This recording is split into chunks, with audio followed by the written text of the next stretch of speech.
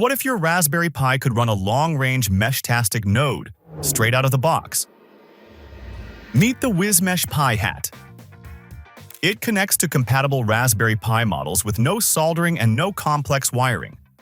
Just plug in WisBlock LoRa radios and sensors, and you're ready to go. You get a 40-pin header, 2 WisBlock I/O slots for LoRa radios, and 4 I²C slots for sensors. That means GPS, temperature and humidity, environmental air quality, and a compact LoRa module that gives your Pi long-range wireless communication. All on one board. Whether you're building a node, a gateway, or a full mesh, this is your foundation. But hardware is only half the story. Let's power it on. Every WisMesh Pi HAT ships with a preloaded Meshtastic image. Just insert the SD card and power it on. The node is ready to connect without extra configuration. On your phone, connect to the Pi HAT's Wi-Fi. Open the Meshtastic app and connect through the device IP.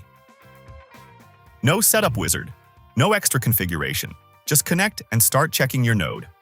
From the Meshtastic app, you can view sensor data and GPS data right from your phone, making it easy to confirm the Pi HAT is online and sending telemetry. For the next step, connect your computer to the same Wi-Fi and open the Pi HAT through the web UI.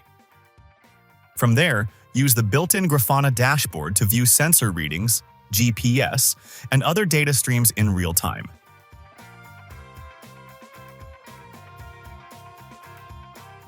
Now, what if you need to reach across a whole city?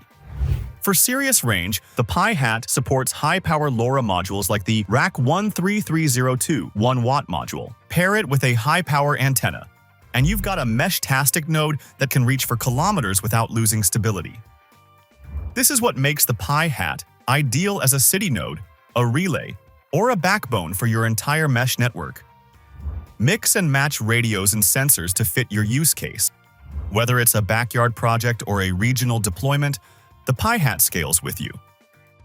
Ready to build your own Meshtastic network?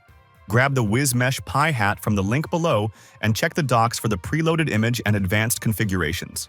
If this video helped you, smash that like button, subscribe, and drop a comment with what you'd build. Thanks for watching, and we'll see you in the mesh.